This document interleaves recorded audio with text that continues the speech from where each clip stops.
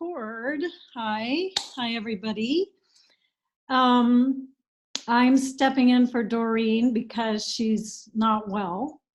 And I myself am getting over a little cold, so I sound a little thick. But I'm gonna take on chapter 19 of Happy Pocket Full of Money for Doreen. And this chapter is called One, All That Is. So I'm just going to jump right in. Start by reading a little excerpt from the chapter. David says, "Everything is one, the same being, individuated in different guises. In other words, everything is a localized point in and of the source of all that is, of God. Nothing can possibly exist outside of and separate from the source. The individuation and illusions of separation are necessary, as we saw in the chapter on self, but they are only great tools when used as tools. When they are believed in as realities instead of illusions, they destroy and cause unnecessary suffering and inadequacy. Once you realize, feel, and act from the position of oneness, you will start seeing that you are already one with all the things you desire, and with all the people and things that will bring wealth to you. You will see that you are simultaneously the one making the request, the one communicating the request, and the one experiencing the manifestation of the request." So, before that quote, he said that all religions, and I can certainly say that Buddhism supports this, and quantum physics all agree with what I just read. A question came up that I want to pose to you guys, and we can discuss it at the end, is why does it destroy the knowledge of this oneness? Why does it destroy unnecessary suffering and inadequacy? And when I thought about this myself, if we just assume that this is true, that this is actually like, it isn't a coincidence that all major religions agree on this, that quantum physics is proving it scientifically, if we assume that it's true, then why does it destroy unnecessary suffering and inadequacy? What I came up with was there would be nothing to maintain, nothing to be, nothing to own, nothing to get, nowhere to go, nothing to judge. What would that be like if there was nothing to acquire? You already had it, you already were it.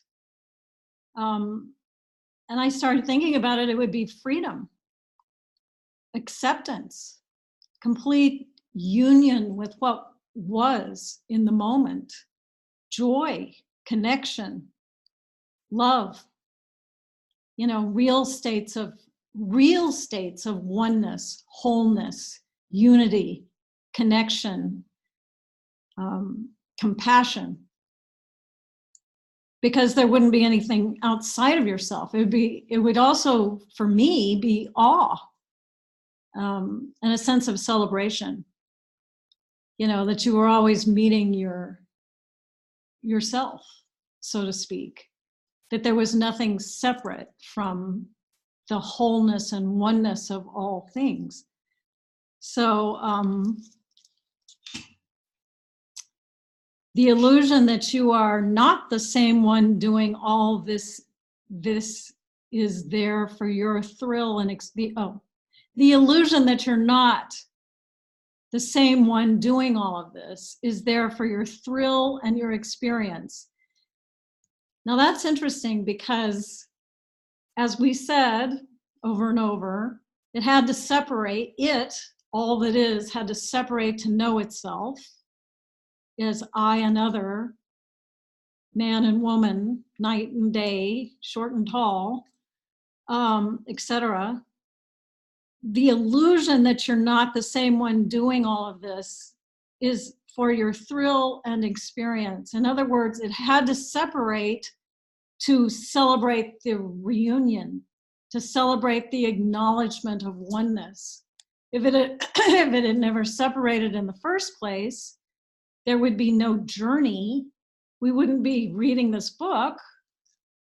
We wouldn't be having all these experiences. So it's almost like celebrating the journey, that you have the contrast of, excuse me, it's getting worse.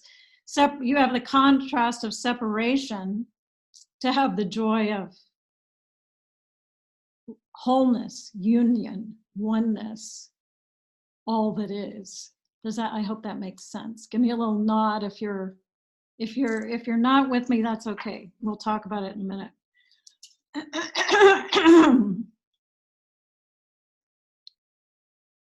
Yellow on 216. Well, that's not yellow, but I'm going to read it anyway. You are one with the source, and nothing is difficult or denied from, by, or to the source. The universe is friendly to your desires. Nothing is impossible if only you believe. If only you believe. So belief is all of your perception, all of your experience of anything is only limited by the level of your belief. If you are the creator, you are the one creating your experience, and you are also the creation of your experience. It's all coming from you. So if you're having a limited experience, it's because you're having a limited belief that you are the creator, the creating, and the creation. So you could say we're limited by, or we're trapped by, confined by this illusion of separation. But you could say we had to experience the separation to appreciate the unity, the oneness, the wholeness. We had to take this journey in the first place to remember, go back to who we really are as unlimited potentials in the quantum field, you could say. We discover the truth with this experience of this journey. So even if you don't buy it completely, even if there's part of you, and that's the habitual part of you, that's filling in the story to justify the separation, to justify the lack, we create stories upon stories upon stories. And then we look to our outside world to validate the stories that we create about separation. But if this was true, this unity thing, how could you use that as a methodology, as a practice in your daily life to bring your awareness back to now? Or to question your limiting beliefs, if I can't, or she doesn't like me, or I'm better than her, or I'm not as good as that one, or whatever it might be. I suggest that maybe on page, God, it's written very small.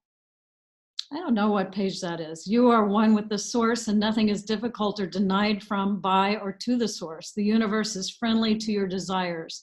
Nothing is impossible if only you believe. It looks like that's, well, it only tells me how many minutes are left in the book. So I don't know what page that is. He talks about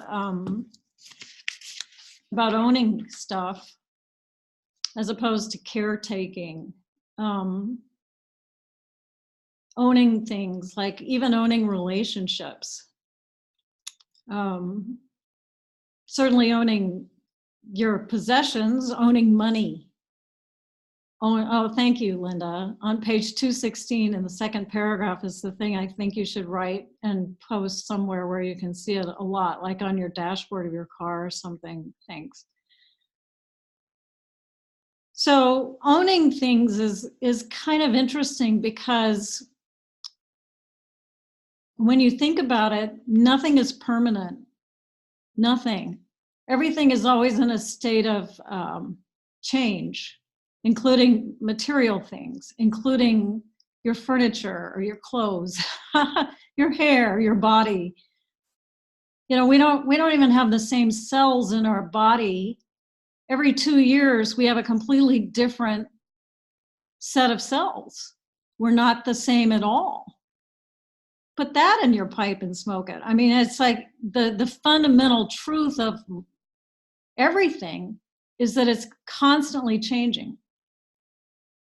Everything is changing. So if you think you own something, you're clinging to it in its present state, but what you're clinging to is actually changing, and you're changing.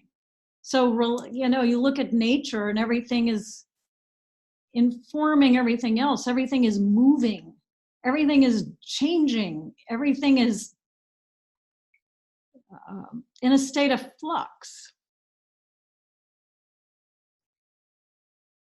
You know, you cling to it because you think you're separate from it, which is not true. So you called it into your experience, you brought it from a wave of possibility to a particle to have the experience of it, which is actually just momentary. It could be moment to moment to moment to moment, like if you have a 20-year relationship with somebody, but the person that you're having a relationship with 20 years after you met them and the person you had the relationship with 20 years ago, it's not the same person. You're not the same person. Everything around you is different. Just think about that. Just some food for thought. He talks about how everything is connected. So the thoughts that you have are actually energy. And when you think a thought, that energy of that thought affects absolutely everything else. So for me, that makes me more of a vanguard of the quality of my thoughts, because what am I putting out into the field with that thought? It affects all other energy, everything else, everywhere else, you could say. Blue on 217. Yeah. Think of yourself as the custodian of things. You're taking care of it for now. Judgments, another one. Superiority and inferiority are not built into people and things. Seeing things in terms of better and worse is a judgmental weakness. When I started thinking about that, because we all think that we're better than somebody or worse than somebody. I mean, that's kind of natural and normal, I think. But why do we do that? It's because we have to create a story to confirm our separateness from that person.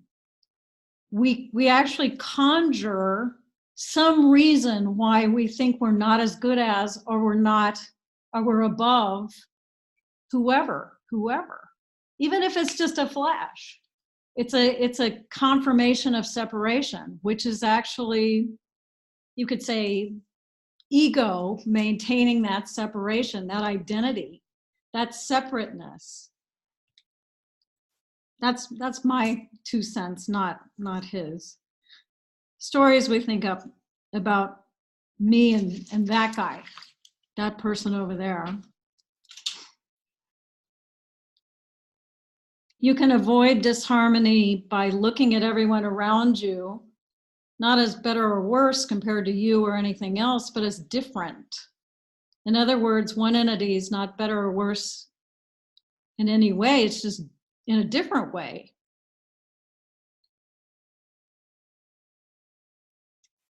I think this is, you know, it's kind of obvious, but on the other hand, it can be really subtle, really subtle. That's what I'm interested in, is the subtle stuff that keeps us separate.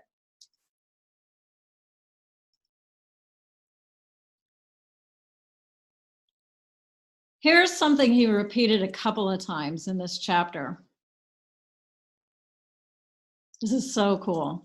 It's been said before in many places that the reason why the one chooses to individuate itself is this. In the absence of that which is not, that which is not. I'm going to read that again. In the absence of that which is not, that which is not. Ooh. So that which is not,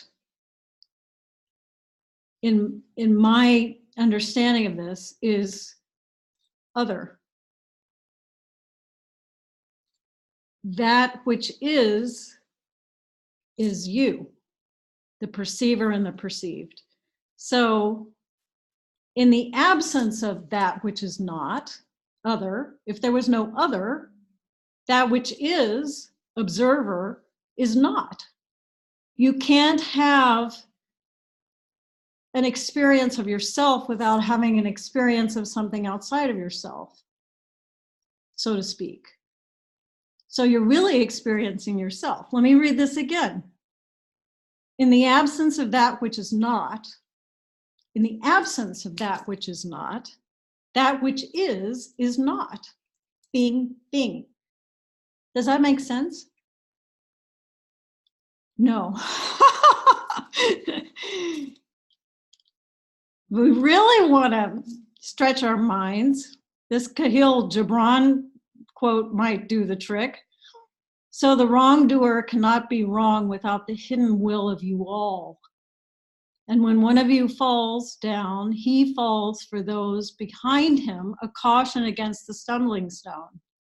Aye, and he falls for those ahead of him, who though faster and surer of foot, yet remove not the stumbling stone. The murdered is not unaccountable for his own murder, and the robbed is not blameless for being robbed. Yea, the guilty is oftentimes the victim of the injured.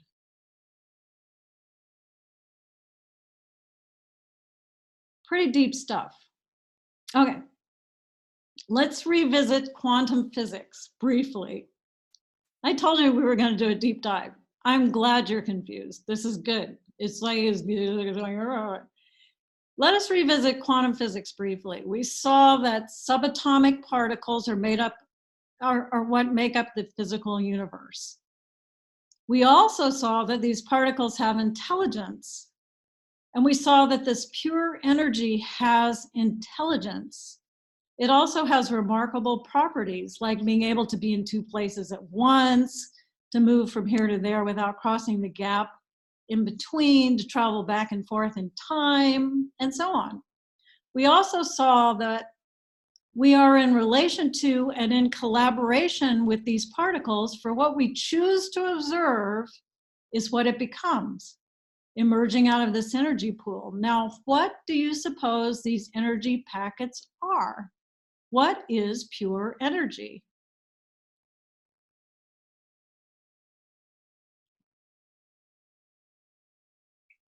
He gets into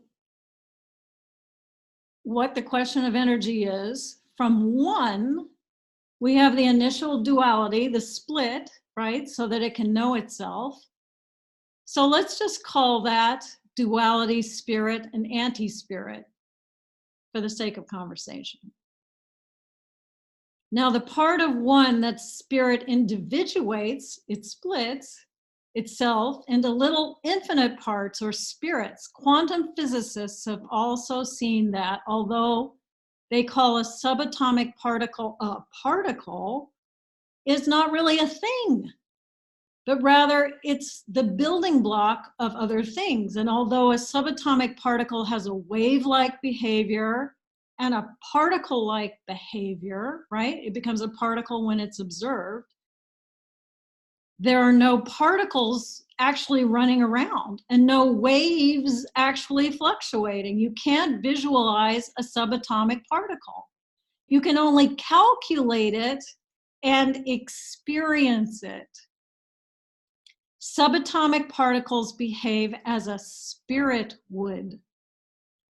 Why do they do that? Now do you see what pure energy is? It is spirit. Everything in this part of the universe is energy. Energy is matter, one and the same thing. E equals mc squared. Spirit is energy, and hence spirit is matter. You see, there's no clear lines of definition and separation. All that is really one, individuation, but not a separation, an individuation. Think of individuation as possessing many dimensions, not as separate things. And think of the world as dimensions or facet of the same one, not as separate things. The way I can see this, like if I was an animator and I could make a really cool animation of it, is a huge, huge piece of construction paper that all of a sudden turned into buildings and cities and people and cars. But the paper, sort of like origami, really, elaborate origami, where all of it was still the same piece of paper. It was just moving and growing and became trees and mountains and everything. It's still the same thing. It's just individuated into different aspects of itself, you could say, so that it could know itself. Let's see. So that's the quantum physics aspect of it. And that's pretty undeniable because we've looked at subatomic particles, and we're going to go back to those chapters at the end of this book, whether you like it or not, because we're going to revisit those two quantum physics chapters, and they're going to seem totally different after we've read the whole book. I think that's a great idea. But for now, I'd like to recommend that to really have an experience of this, you meditate. I mean, that's David's recommendation too.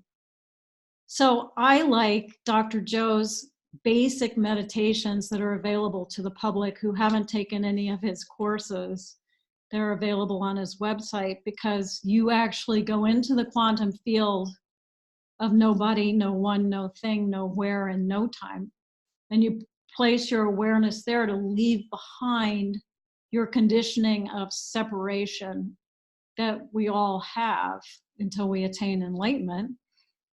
The Vipassana meditation is really good for calming the mind, because we all have very busy think machines. So the whole point, whether you want to calm your mind or whether you want to go into the quantum field to experience that oneness, that wholeness, or a combination of both, I think meditation is really pretty much the only way to get there, because you can't think your way into this stuff. That's been my experience anyway. Maybe somebody can. But the more I think about it, the more questions come up, the more the machine starts to go. It's not on a conceptual level. It's on an experiential level. To stop, to notice, to be, with this as like the fundamental ground for being aware of what you're aware of. And you are not your thoughts. You're not your story of yourself. You're not limited to your identity, whatever that is, the components of your identity that you've come up with.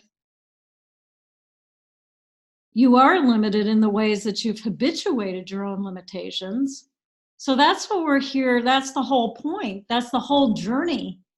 Because when you break through and you expand your awareness, how would you have that thrill unless there was something to break through? Seems to be the whole point. You can free yourself if you want to. And with that, let's have a scintillating conversation. Jump in. Who's first? Unmute yourself. I just think this is so interesting because when I was talking to Nina today, it was before I read this chapter, and she was like, I was telling her, hey, this is this thing that I was telling you before, how this could be this amazing thing for your family, and I really believe it is, and it's slingshotting you into your desires and dreams. And she kind of was like, she's like, yeah, she's like, why do I have such a hard time believing that, my dreams could actually come true when all these other people, their dreams aren't coming true? They aren't happening. Why should I get what I want? Why do I deserve that? And I was like, well, because listen, everything is all connected.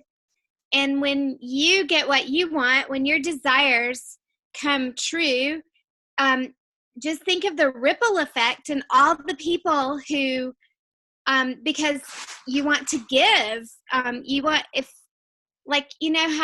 Bob Proctor says, in order to be the most effective person that we are, or whatever, in the world, we need to be like if we have more wealth, we can be more of what we are meant to. We can help more people. We can have more of a positive effect on the world. And so it was kind of that theme. I was like, you are not going to be able to help the people that you want to help unless these desires do happen. And so you totally deserve that, because you are one with everyone, and there are people waiting for you to get what you desire, so that they in turn will get what they desire. And I was like, this is exactly that, because our thoughts and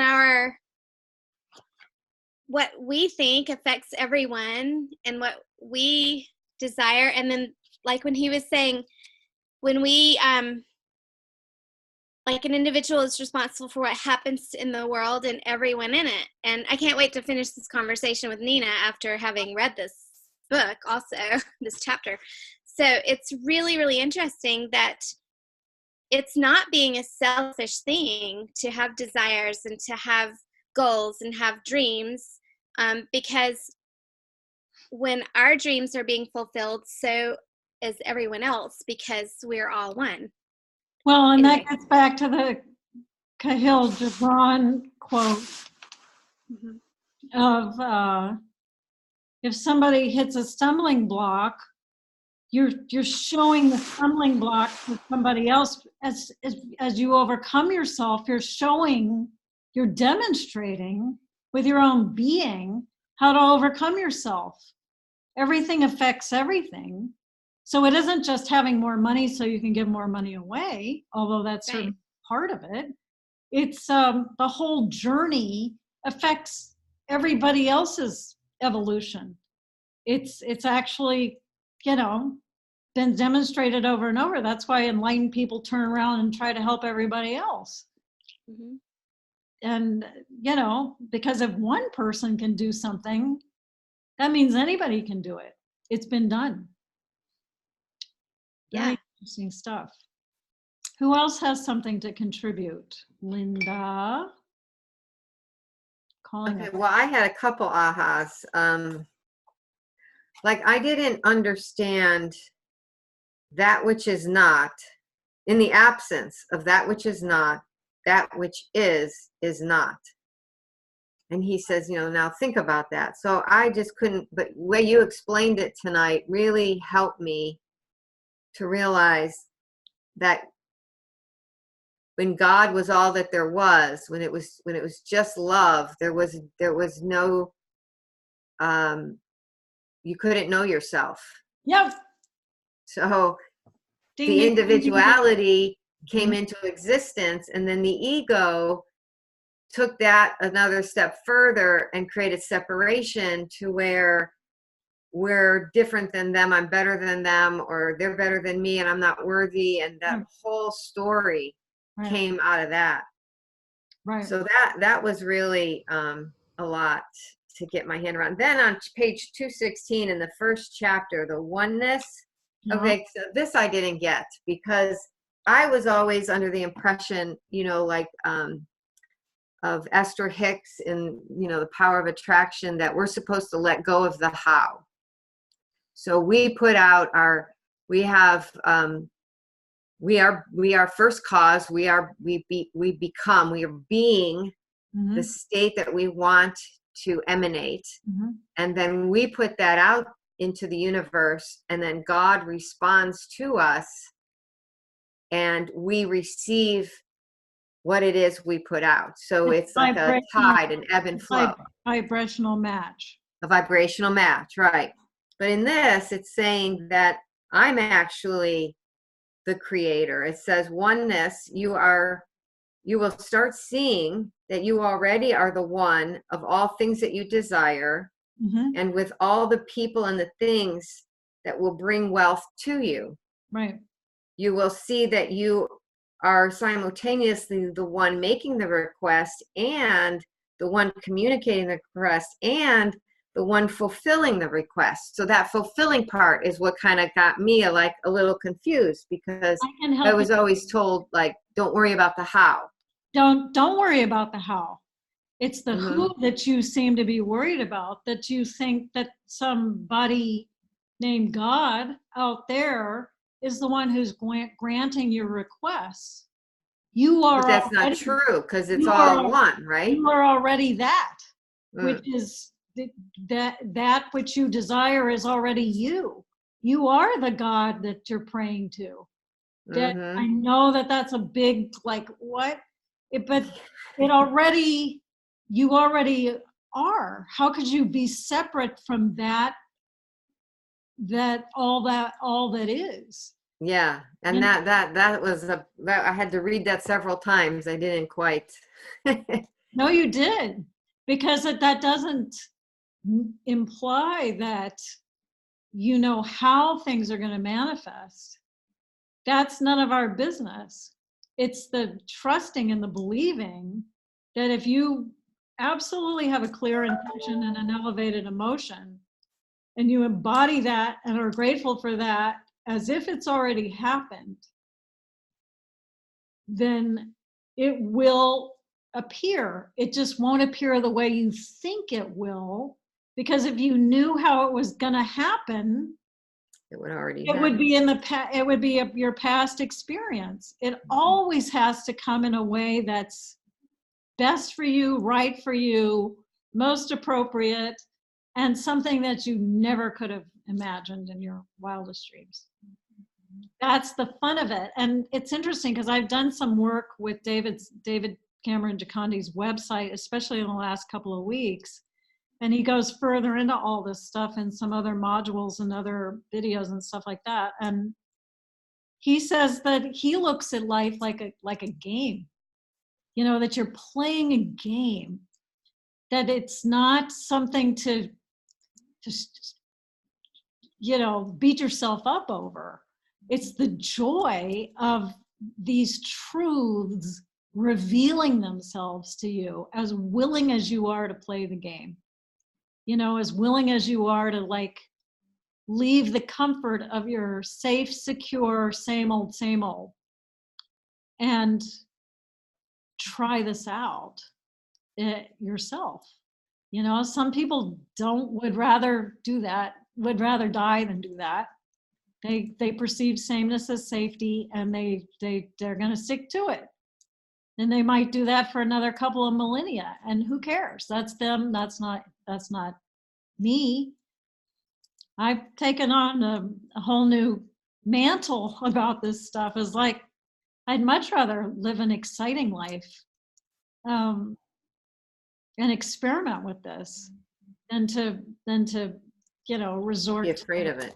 Well, the cave you fear to enter holds the treasure that you seek. I'm pretty sure about that one too. So it's that's true. I have nothing to lose. What's the worst that could happen? Well, and I like that you're saying it's like a game, because that makes it playful and takes away a lot of pressure, for me anyway. I mean, it makes it more lighthearted. So yeah, it makes it much more lighthearted. At the same time, sometimes it can be it can feel like really big stuff. Very deep. Yeah, it's deep. Yeah, it's Mhm. personal. Mhm. Like your identity, your cherished, beloved identity. It's not just gonna leave when you open the door, like letting out the cat. It's not gonna go without a fight. So it's just kind of interesting, you know? You have to be your own champion in this stuff, in my experience. But boy, is it worth it. Heck, you got something better to do? You're gonna miss your, you know, TV show or whatever. It's like, heck, that's like living large in my humble opinion. That's just my 2 cents. So I thank you, think Linda. That's awesome. I think the worst thing that could happen is to get to the end of your life and you did not grow and change into who you were supposed to become, and you didn't risk anything, and you just stayed the same and stayed safe and Right. didn't become and didn't, I don't know. I just feel like that would be the worst thing ever. Well, it's interesting because you brought up Bob Proctor earlier, and in all of his seminars, he used to stand at one end of the stage and he would mock this person who was crossing the stage as they were, living their life, and then they tumble safely into their grave at the end of it. He's like, made it safely to death, And it was just so obvious in this little demonstration that he would do that was really not the life that anybody really wants to live. Certainly not anyone on this call.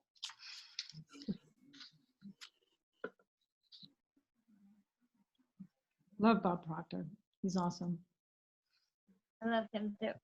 So what's been coming up for me is that I'm catching myself, in all these different emotions and just going, oh, that's so funny, because I'm just like, I don't need to feel that way, it is. It's like a game. It's like, oh, but it's not really the way it is. Why am I feeling that way? And I'm becoming much lighter hearted. Mm-hmm. In the moment of whatever that struggle is or something, and very intense. But then like this other, this piece of me, oh gosh, the word is escaping me right now. Just kind of knocks on the door and says, "Oh, hello," the big picture, the big game. So it's just been happening a lot through these last chapters, and it's just so much more fun to like play the game and see what I can make of everything, because it's really already there. So which way am I going to get there? Well, what if I do this and what if I do that? And it kind of makes it more entertaining to me. Yeah. To look at it that way. Yeah. I wrote a little something on shadow work that I posted on my own Facebook page, and I started to understand how negative emotions or whatever are actually flags waving at you, going, here I am ready to be debunked. This is exactly where you need to look and question and dive into, because I'm not even real. I'm just hanging around, but I'm coming up as your fear or your insecurity or you're taking yourself too seriously or trying too hard or whatever it might be, waving at you, saying, here I am. I'm presenting myself to you to be alchemized, you could say. It's amazing. It's really amazing. It's like a gift. Oh, you don't have to look for it. It just comes up all by itself. Amazing. Is that what you were talking about? Yeah, absolutely. Absolutely. And then I'm almost like, well, gosh, why would I feel that way? And it always comes down to like fear of something, Right. What they think or what I'm, about to become, or it's so fear-based. It's crazy. But it's allowing me to, little by little release those fears and It is all fear-based. Just keep That's, switching. that's an excellent observation. It is all fear-based. So if you just remember fear is false evidence appearing real, then you can all actually see that it's just a mirage, it's just some old habitual thing. Oh, I was told to be seen and not heard, or you don't even need to psychoanalyze it. It's there, right there. False evidence appearing real, right there. Mhm. For you to see through it. It is. It's crazy. It's crazy. But it's just so awesome to realize that, you know. It is. It's empowering, isn't it? Oh, super empowering. I mean, it's hard to keep it consciously there all the time because we get so caught up in our habits just keep pulling us back into situations and emotions. So, but lately it's really been like, it's like this struggle, like who's in first, you know? But I think it's starting to win out, which is cool. Well, every time you practice it, you're empowering yourself and you're giving yourself more confidence that this is actually the game to play, the game of life. And once you practice something long enough, you actually become a master at it. Yeah, it's really awesome. Awesome. It's like that cartoon with like the little angel on the shoulder and then the little devil on the shoulder, and they're like talking. That's so funny. Like Bewitched, didn't they have one? Bewitched? Didn't she have like a little angel and a little or something like that? Yeah. That's awesome.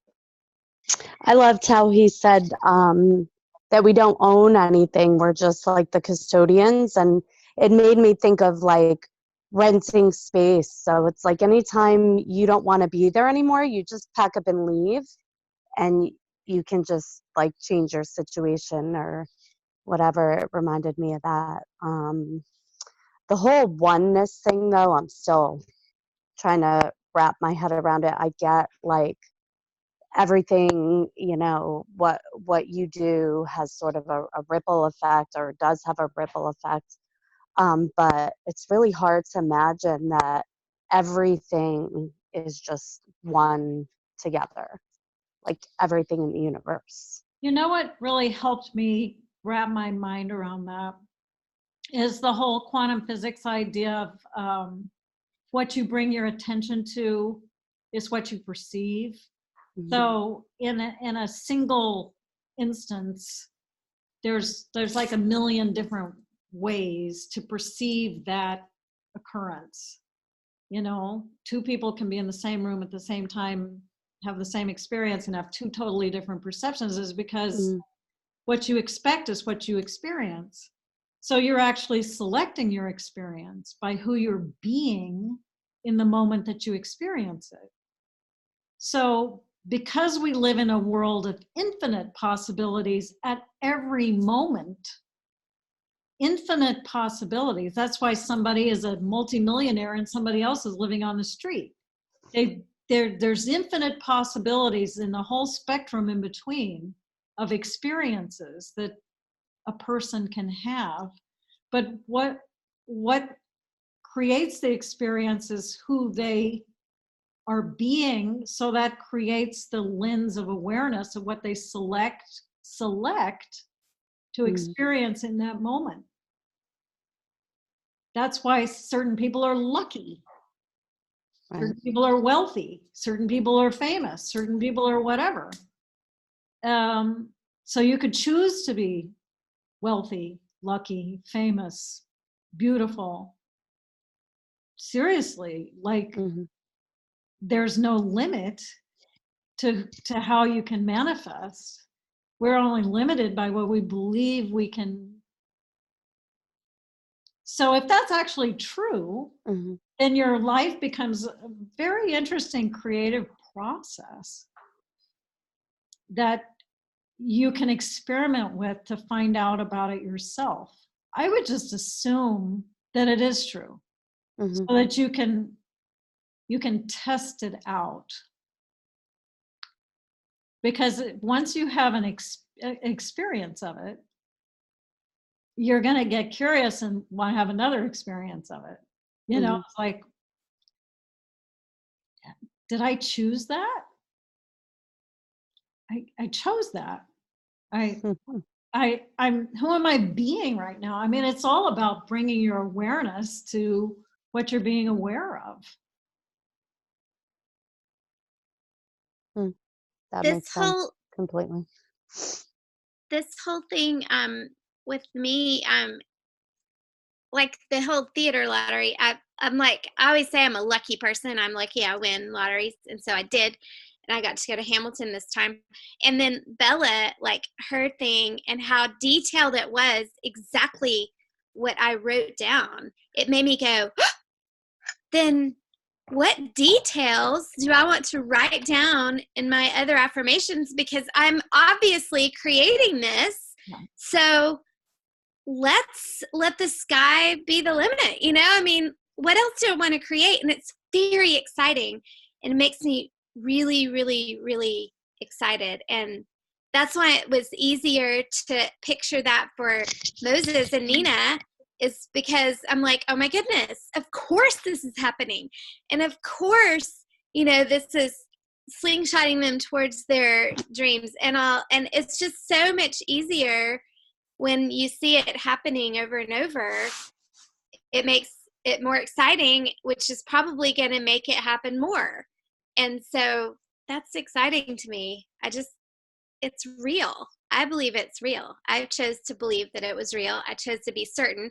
My 2019 words were acceleration, certainty, and present, like in the now. And that I was certain that things that I would accelerate now. And I didn't want to give those words up, so I just kept them for this year because I felt like they were great. And then I added abundance. And so it's really interesting, the certainty, like choosing to believe something and choosing to be certain, what a difference it's making. Does anyone have anything to say to Ash about the oneness aspect? Are other people kind of on the fence about it? Like, how could that be? For me, the way I like to look at the oneness is, you know, it's whole, it's completeness, because without, okay, how do I put this? But when you have, in order to experience the one, you have to have the other. So you have to have and I like this, the individuality of it. Mm-hmm. So we're all individuals. We have our own unique fingerprints. We have our own unique desires. Just like your hand is unique from your foot, it looks different, it acts different, but it's still part of the whole one. And where the ego comes into that, which is what we've been conditioned, is the separation. Mm-hmm. And the ego making us to feel better by making somebody else feel worse, or, you know, like we're better than them or something. And that's not individuality anymore. That's more of a comparison and competition, as opposed to the creative oneness of and raising everyone up. That's why he says in here to share this information, to raise everybody's consciousness up, so we realize that there should be no war, because nobody benefits from that. We benefit when we uplift and support each other as one. Like, you wouldn't hurt your own body, most of us wouldn't, you know, cut your finger, or, I mean, you know, I know people have done these things, but I don't know, now I'm kind of losing it. But did that help? Did that make any sense? Yeah, definitely. I also look at it like when you said body, that's how I look at it. Like it's all like one body, and like one part is like your finger or your hand, and then the other part could be the foot, but it's still all the same organism. And when we were talking about how one, like you're the one asking and you're also the one giving and receiving, I was thinking kind of like when the hand like feeds the body like food, it's also feeding that to itself. Right. And Hmm. the body is wanting, and so I was just trying to think of it that way, like it's all just part of like a body of Well, something. A Think of wholeness. it Yeah. as also, David stepped it back to individual is indivisible. So it's all indivisible. It's all one. It's Dave, indivisible. David stepped it back to the particle and the wave. You can't find the particle, you can't find the wave. Hmm. You can't point to it. So what the thing that makes up every single thing, this Kleenex box, everything is made of these subatomic particles, which you cannot find. So what does that leave us with? Energy, spirit. It's science now. It's not just, nice religions having this, oneness kind of motto strung across it. This is science. Science. Hmm. It's all made up of the same things. And I think you really clarified it too when you said the piece of paper and then all the origami shapes popped up from the piece of paper. That's, That made sense to yeah, me. even though they move around and stuff, Yeah. And they're sort of individual, but it's all together the same. I got it now. It's something, it's just such a different way of looking at Yeah. everything that but that confusion is actually really valuable because it's your old habituated way of looking at things kind of falling apart, and you can't quite Mhm. make it fit the way it used to fit. So that confusion, that mushiness in your brain is actually a good thing. Going, what? It Mhm. it opens up possibility of like discovering a whole new way of looking at. Mhm. Well, it's something that I always believed, but did I necessarily really understand it from, that point of view? Probably not until now. It was just something that I accepted as what it was, but not really like understanding really, the details of it. Gina, did you have anything else? We'll go on to our wins. Did she fall off? No, she's there. No, nothing. Just that.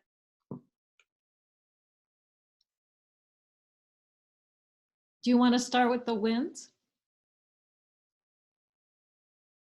I think she was talking, but I couldn't hear her. I think she said that she didn't have anything else to add. Oh, you can't hear me? It's very soft. Huh. Something must be off with my microphone. Can you hear me better? Yes. Can you lead us off with your wins for the week? My wins for the week. I got I re-upped an old PC and I got a new PC. And what else?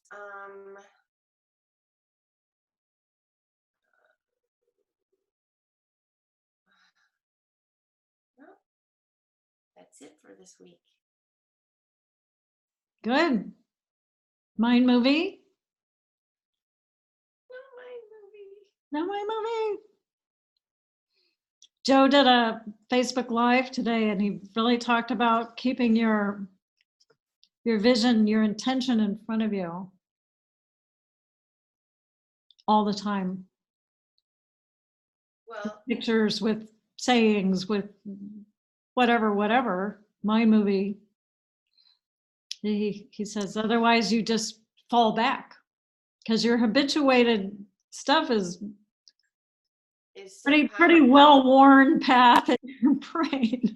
Well, it's so, yeah, and I did want to add something about what Marielle brought, and also you, Anne, and in that it's our habitual nature is so well worn. So, and I feel that you know, the more I think I know, or the older I get, you know, of course that becomes even more established. And so I have a taste a little bit of what Marielle was describing. And it's odd because I sort of feel like I'm watching all these things take place, you know. I'm watching people's reaction, I'm watching things happen, and sometimes I'm identified with it and sometimes I'm not. And it's odd when I'm not identified with it, because in a sense it's almost as if I have no like I'm not I don't want to say like I don't care, but it's like I'm not invested in some way. And it's not it's a weird, it's a strange sensation. It's a different sensation than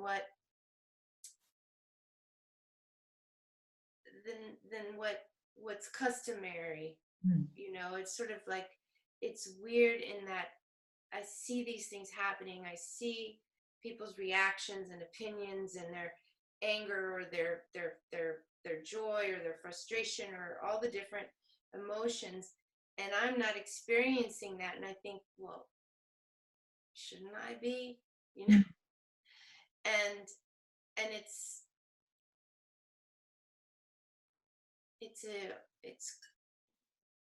it's weird. Yeah, I dig it. Sounds good to me.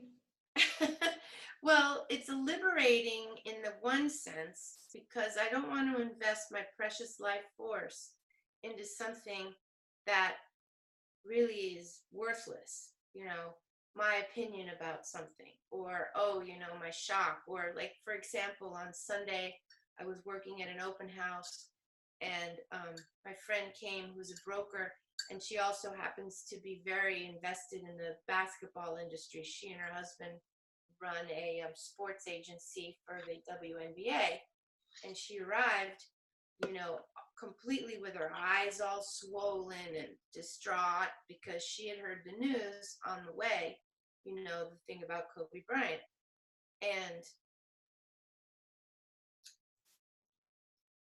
And yes, it's tragic, but you know, that's life. I mean, I don't want to sound callous or uncaring, but you know, it's not, it's your precious life force, you know, and you want to put it into your own personal transformation and not into, you know, the drama of the situation. And of course I didn't say that to her. I commiserated with her, but at the same time, I just, I don't know if I'm making any sense, but You're making sense to me. You know, it's like stepping back and kind of watching the movie that everybody's buying into and acting so wholeheartedly in. And you kind of observe. That's great. Thank you for sharing that. I'm going to go on to, who's Galaxy Note? That's Ash. Yes. So for this week, my wins are I've been consistent and going strong with the gym and my nutrition for going on 4 weeks now. So that's a huge personal win for me. Business-wise, I've been working still on the 5,000 goals. And I've committed to meditating every day. I've probably only done about 3 times a week, but I'm going to work on doing that every single day, at least 20 to 30 minutes. And I have 1 class A, so that's it for me. Wonderful. Thank you. Thanks. Julie?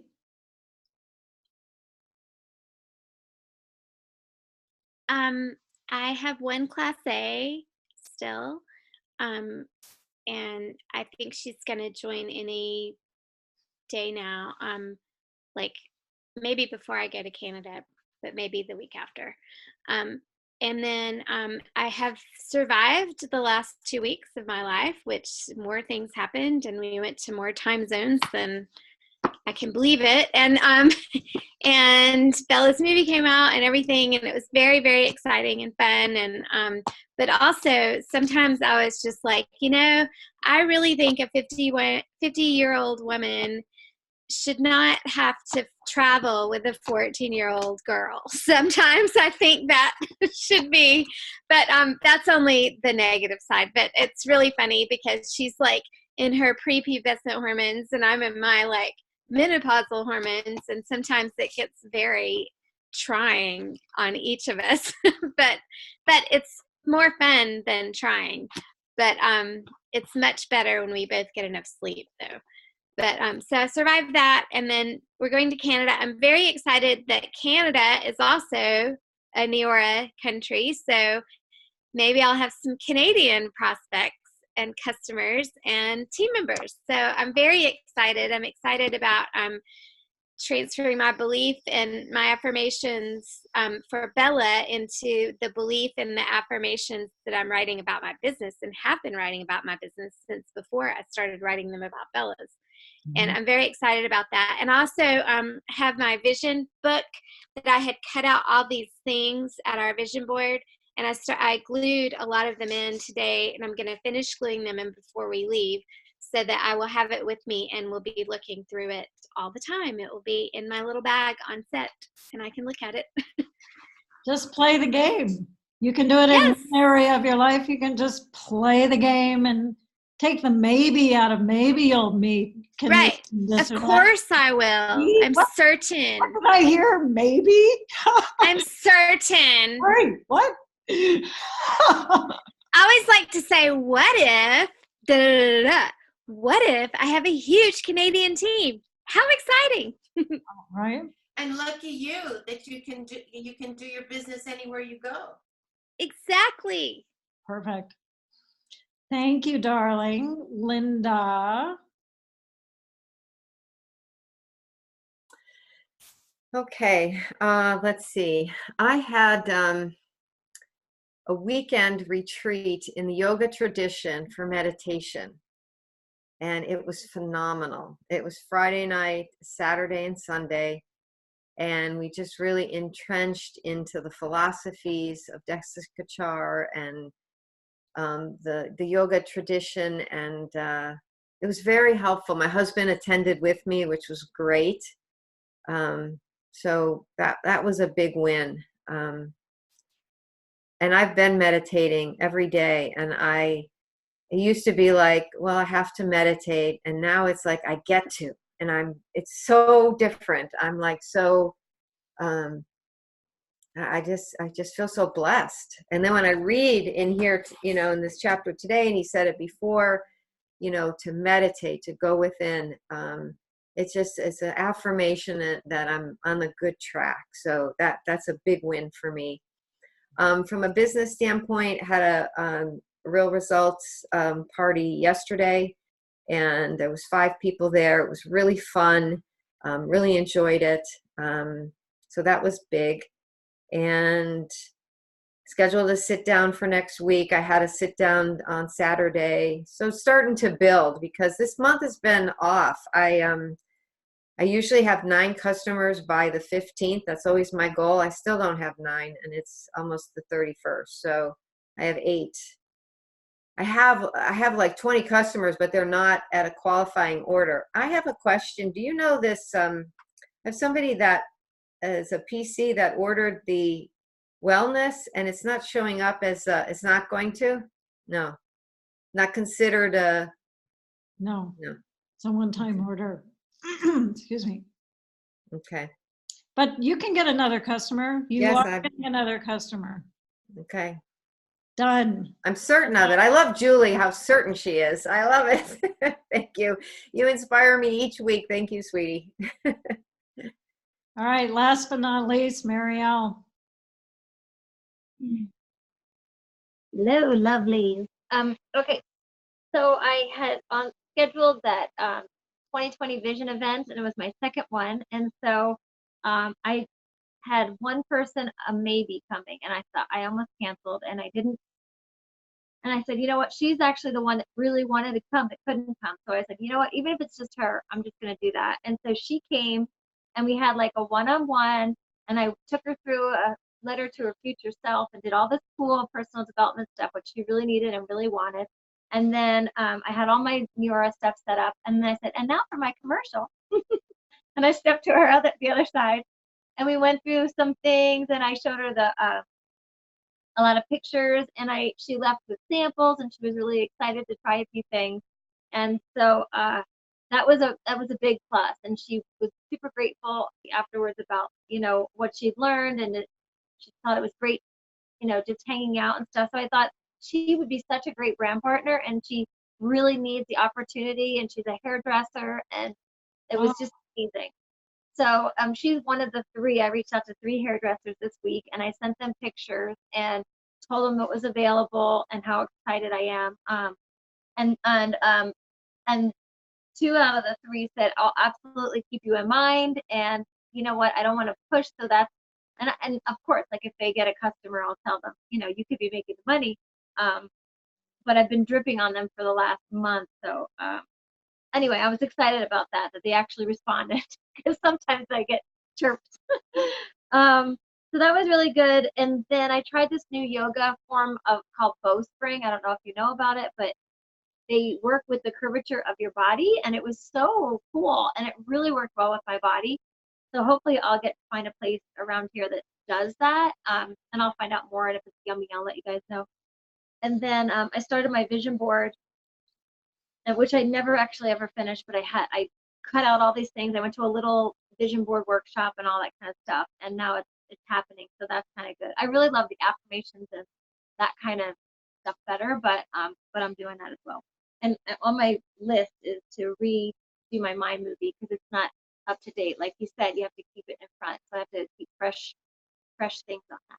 And then I have one class A, but it's almost out of the time. But I'm getting more. So. Beautiful. Thank you. So we've gone way over. Sorry about that. But next week we'll do the next chapter, just one chapter. Doreen will do it. So I think I'm gonna do it. You're gonna do it? Okay. Yeah, because the week after she wanted to switch with me, but I'll be gone. I have that Speakers Academy. Okay. So you're next week with the next chapter, which is abundance. Yeah. Yay. Okay. Thank you, everyone. Much love. Much love. See you soon.